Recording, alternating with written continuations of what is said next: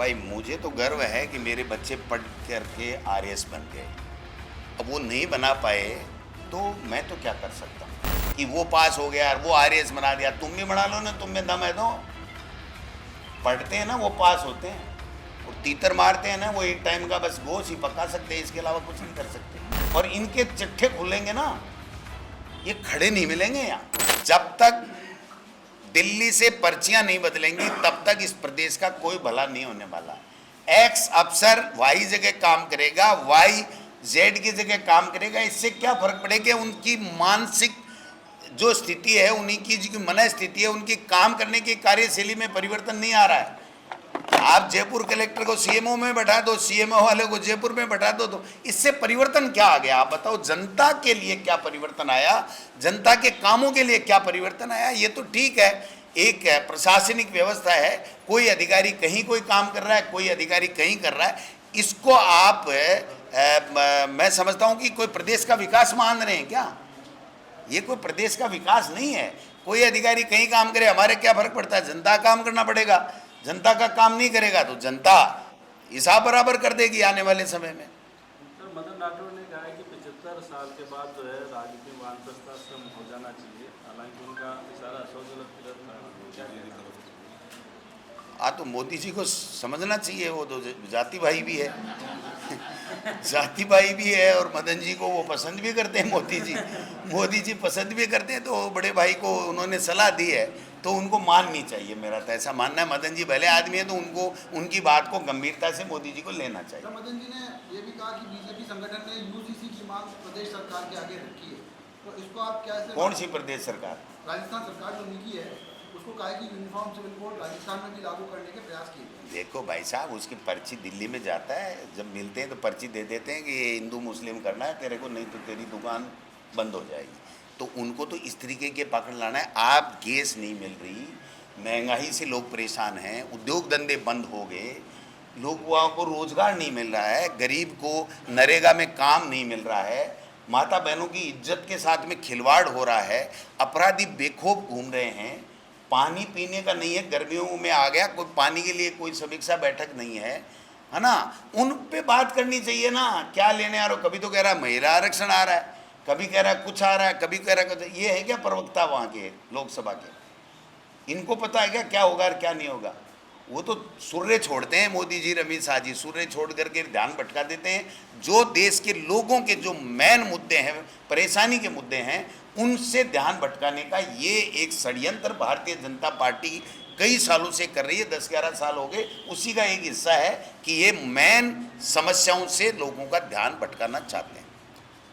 कल प्रदेश अध्यक्ष बीजेपी के मदन राठौर बात कर रहे थे, तो उन्होंने कहा कि राजनीति में कोई भी अपने पुत्रों को लाए नहीं लाए वो अलग बात है। आपने भी बयान दिया था पिछले दिनों कि आप जब तक राजनीति में तब तक अपने बच्चों को नहीं लाएंगे। वो कह रहे हैं कि उनके बच्चे तो आरएएस बन गए, कोई बैकडोर से बन गया, कोई किसी तरीके से, और बोले उनको तो अब नया पैदा करना पड़ेगा। भाई मुझे तो गर्व है कि मेरे बच्चे पढ़ करके आरएएस बन गए। अब वो नहीं बना पाए तो मैं तो क्या कर सकता हूँ? कोई ज़मीनों की दलाली कराएगा, कोई तीतर मरवाएगा, कोई ठेकों में अपने भाग्य आजमाएगा, और कोई बच्चों को शिक्षित करके आरएएस बनाएगा। इसमें कोई क्या कर सकता है? अपनी अपनी मर्जी की बात है। मैंने मेरे बच्चों को शिक्षा दी, वो आरएएस बने, तो मैं तो अपने आप को सौभाग्यशाली मानता हूं कि मेरे बच्चे जो है लाइन पे चल करके मेहनत करके बने हैं।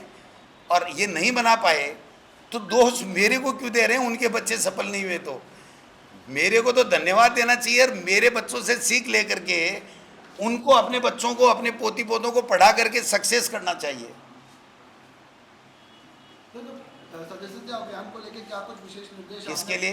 सदस्यता अभियान आज से आपका शुरू कर देना। जी जी। तो उसको लेकर क्या कुछ आपका रणनीति रहेगी? थोड़ा सा देखिए, रणनीति यही है, ग्राम पंचायतों का इकाइयों का गठन, 21 आदमियों की कार्यकारिणी हमारी होगी, और वार्डों की भी 21 आदमियों की कार्यकारिणी होगी। तमाम वार्ड और तमाम 14,000 ग्राम पंचायतें और 11,000 के लगभग वार्ड हैं, उसमें हमारी कार्यकारिणी 1 महीने के अंदर अंदर बनेगी। और हम लोग ये जो जनजागरण अभियान चला रहे हैं, पंचायत राज चुनाव और नगर निकाय चुनाव कराने में सरकार विफल रही है, और पूरी सरकार जो है एक तरीके से पंगु बनी हुई है। कुछ भी नहीं कर पा रही है, लोगों की समस्याओं का समाधान नहीं कर पाई है, उसके ऊपर जन जागरण अभियान हमारा आज से शुरू और 1 महीने तक चलेगा। एक वो सुनीता गहलोत जी को भी शुभकामनाएं दे रहे हैं महिला आरक्षण को, मदन जी। मदन जी ने कल ये भी कहा कि सुनीता गहलोत जी को सामने लेके आए गहलोत साहब महिला आरक्षण। अध जल गगरी छलकत जाए, ओछा आदमी ओछी बात करता है, सभ्य आदमी इस तरह की बात नहीं करता। मैं तो इस बीजेपी को एक सलाह देना चाहूँगा, आप बेशक हमारी बातों के ऊपर प्रेस कॉन्फ्रेंस करें, आपकी मर्जी है, आपका अधिकार भी है, आप कीजिए, लेकिन बात जो मुद्दे की कही जाए उसके ऊपर रहिए। उसको टरकाने से समस्या का समाधान नहीं होगा और आप बच नहीं पाओगे। जो अशोक गहलोत जी ने सवाल किया, उस सवाल के ऊपर जवाब देना चाहिए और उनको ये क्लियर करना चाहिए कि हमारे कोई भी मंत्री या मुख्यमंत्री का बेटा किसी भी इस तरह की गलत गतिविधियों में शामिल नहीं है, इतना सा कहना था उनको। और अगर कोई आपके संज्ञान में आए तो अशोक गहलोत साहब, आप हमारे सीनियर हैं, 3 बार के मुख्यमंत्री हैं, आप हमें बताइए, आपके पास कोई फीडबैक है तो हम उसको ठीक करेंगे। ये तो होता है अच्छी बात और अच्छा जवाब।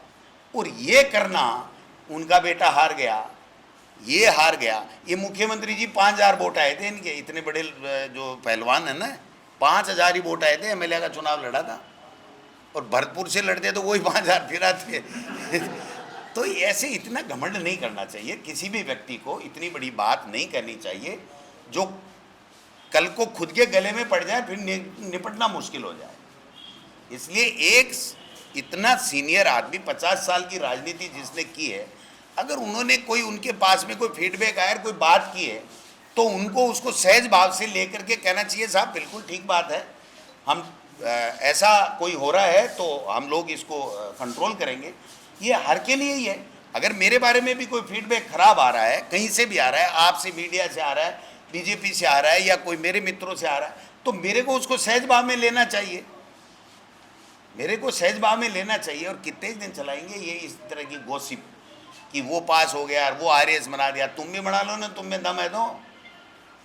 पढ़ते हैं ना वो पास होते हैं, और तीतर मारते हैं ना वो एक टाइम का बस गोश्त ही पका सकते हैं, इसके अलावा कुछ नहीं कर सकते, है ना। और कितने के ये दूध के दूल्हे में हैं, सबका कच्चा चिट्ठा सबके पास में है। इसलिए इनको ये चाहिए कि कोई भी विपक्ष का सुझाव आता है तो उसको सहज भाव से लेना चाहिए, क्योंकि वो सरकार में है, अपर हैंड उनका है, उनको, उनके पास में उनकी बातें जाएंगी। आज हमारे पास में क्या है साहब, हम क्या कर सकते हैं? हम तो यही कह सकते हैं कि तुम्हारे पास हमारे लिए कोई गलत फीडबैक है, कोई गड़बड़ की बात है, कोई बेईमानी की बात है, कोई भ्रष्टाचार की बात है, तो आप स्वतंत्र हो, आप जांच कराओ और उसके ऊपर दूध का दूध, पानी का पानी जनता के सामने रखो। यही तो बात होती है। 2.5 साल से बकवास के अलावा क्या कर रहे हैं ये बता दो आप। और इनके चिट्ठे खुलेंगे ना, ये खड़े नहीं मिलेंगे यहाँ। ये जो गलतफहमी है ना इनको कि हम तो हैं हरीशचंद्र, बाकी सारे के सारे महाचोर हैं, गलतफहमी है इनके। फसल खराबे की हालत और स्थिति बनी हुई है, उसको अब इनको क्या मतलब है यार, इनकी तो खुद की राजनीति खराब हो रही है। इनका तो कुंडा और का, वो मोदी जी मिल लेते हैं तो इनको सांस आता है, 15-20 दिन फिर निकाल देते हैं, है ना, ऑक्सीजन मिल जाता है, फिर मोदी जी नहीं मिलते हैं तो फिर वो हाँपने लग जाते हैं, फिर मोदी जी मिल जाते हैं तो फिर तो। आप बताओ कि पंचायती राज मंत्री कल परसों वहाँ गया रतनगढ़, अपने कोई निजी कार्यक्रम में, जाना भी चाहिए, अच्छी बात है। 11 अफसर, 3 सरपंचों को सस्पेंड कर दिया, सफाई नहीं हो रही है।